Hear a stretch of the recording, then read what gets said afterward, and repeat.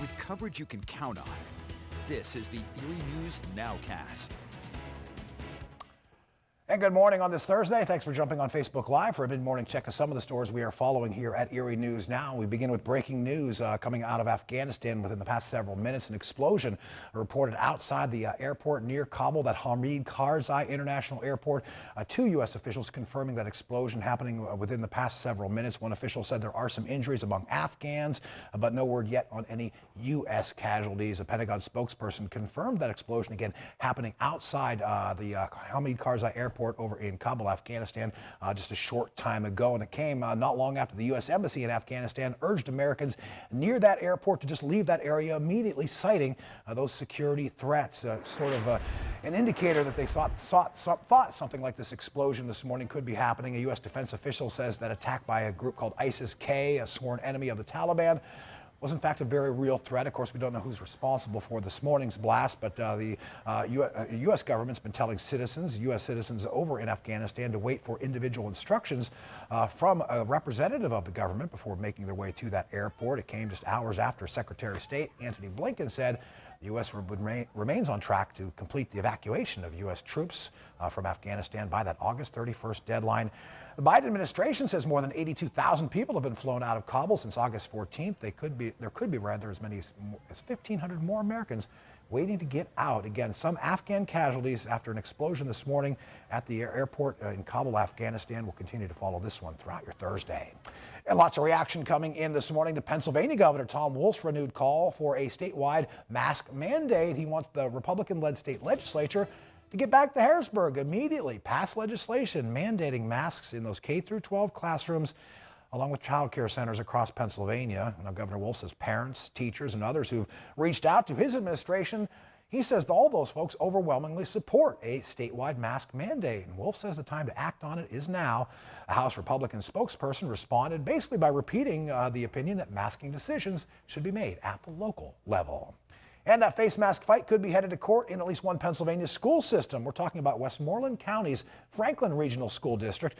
Some parents there threatening to sue if face masks aren't made mandatory. It's really just one of many lawsuits being considered by parents on both sides of this mask debate. In the Pittsburgh area this week, a North Allegheny School District student filed suit trying to make masks mandatory. And eventually a judge ruled in that student's favor, saying the North Allegheny District School Board failed to follow due process when it said those masks would be optional. And all the talk about masks here in Pennsylvania schools comes as the state logs its highest daily number of new COVID cases since all the way back in the spring.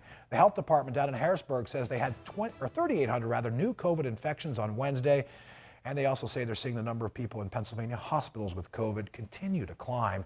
33 new COVID-19 related deaths reported across Pennsylvania on Wednesday. That's the state's highest number since back in early June.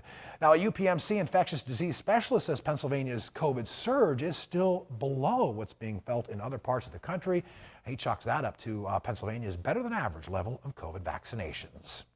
And certainly the mask debate was up for discussion in Southern Erie County's General McLean School District last night. They hosted their first ever Meet the Lancers event Wednesday. Most of the students that Erie News Now spoke to say they really don't mind masking up all that much.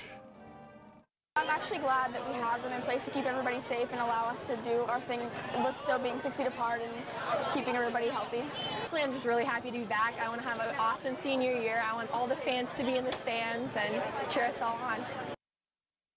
And despite complaints from a lot of parents on this issue, all Erie County School District leaders say they do plan to abide by that new Erie County face mask mandate. And the folks at Delta Airlines making an announcement saying they will now charge their employees who are on the company's health care plan. They'll charge them extra money if those employees don't get vaccinated. Those Delta workers, according to this plan, will be charged $200 a month starting November 1st. The Delta folks say the high cost to cover workers who get hospitalized with COVID-19 is forcing this change. They say some of those hospital bills can go over $50,000. At the end of September, that COVID pay protection will only, they say, be provided to fully vaccinated Delta employees who experience a breakthrough COVID infection. And there's a chance for folks to get vaccinated tonight. At the same time, checking out the Crawford County Fair. Yeah, the Meadville Medical Center's set up a spot where they're going to be offering up that shot today to anyone who wants it. And they say you'll be in and out of this building with that vaccine in no more than 20 minutes. All comes not long after the FDA gave the Pfizer vaccine its full approval. That vaccine booth set to be open from 10 to 5, until 5, I should say, tonight down in the Crawford County Fairgrounds. Engines revving down at the fair last night. Drag racing taking center stage. It was a first for the Crawford County Fair. Seemed to be a pretty big hit. This is Ag Sciences Day at the Crawford County Fair. Dairy goat milking is one of the highlights on the Thursday fair schedule. That Crawford County Fair continues through Saturday. And we're firing up the Polish Festival, Zabava tomorrow. Erie County Fair getting going as well. It's that time of year, David. Yeah, it certainly is. I know we're getting late in the summer season, and everyone keeps saying summer is coming to an end, and I really don't like hearing that phrase, and it's because of what we have towards the end of the year. So let's just focus on the present, shall we? And the forecast today, Crawford County Fair time. We got temperatures into the middle 80s. Only a stray shower possible out there as we get a little bit later in the day. Rain chances pretty low overall for most of the area. Looking outside right now, we have a sky mixed with clouds and sunshine. Just some of those thin clouds that's allowing enough of that sun to come on down. Temperature right now, we are at 78 degrees, and that dew point is up there. The air is still very muggy overall. Temperatures close to 80 degrees in Erie, 70 in Meadville. A little bit more comfortable for inland locations where we are all dealing with the mugginess in the air, whether you live close to the lake shore or back there into Bradford. We've got those steamy conditions out there, and they will certainly be around as we look ahead here. Weather Impact Index today at a 1, partially because the fact that we're going to be dealing with hot and humid conditions, but also because we may have an isolated inland shower. So most of the area is going to be on the dry side today, but we will be looking at slightly better chances for rain as we continue over the next couple of days. You can see the muggy meter dropping off a little bit as we get into early next week. That is taking us to the end of the month of August. Right now, just some scattered areas of clouds out there. You can see that we're, trying to get a little rain formation. That stuff's pretty light overall. Had a couple of showers into the southern parts of Cattaraugus County. You'll notice that Futurecast generally bringing us more sunshine as we make that turn into the afternoon. Late in the day, there is that chance for a shower or a storm, and our model is showing up into central Crawford County, but areas away from the lake shore will keep those rain chances in there for the late afternoon towards the evening hours. Tomorrow morning, maybe you're going out for breakfast in the morning.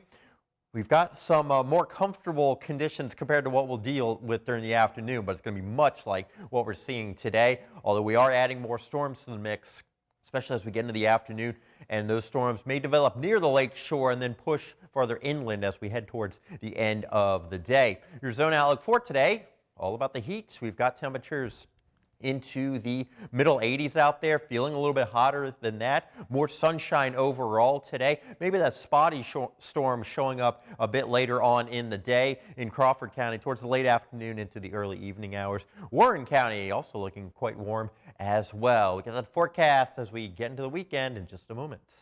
All right, thank you, David. If you're a dog owner, get ready to say good boy or good girl a whole lot today because it is National Dog Day. Yeah, celebrated every August 26th. Started back in 2004 by a woman named Colleen Page, an animal welfare advocate.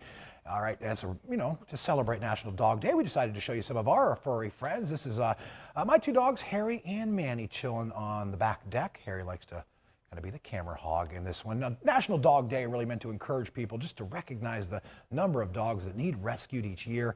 And of course, it's to honor your dogs as well. This is David's dog, Molly, and of course, his little angel daughter, Lainey, and that is an uber cute picture. I thought Harry and Manny were fairly cute, but then Lainey and Molly kind of took it off the charts. Yeah, I dropped the child into it, and I have a kids and a dog there. So, yeah, Lainey loves, what she loves to do? She likes to sit down when Molly takes a little break. It doesn't matter where she is. You could be out in the middle of the grass or up on the patio or front porch, and she's sitting there with her. So, yeah, that's a girl's best friend right there. And for the next couple of days, certainly dog days of summer for us, middle 80s, Start to see storm chances go up a little bit more later in the day on Friday, and then into the weekend as well. We'll have a scattering of those showers and storms, but any of the rain that does develop could certainly be a little heavy. Monday, cold front comes on through. I think that could be our best chance for some of that wet weather, but I can tell you, you'll at least find a shower or two over the next couple of days.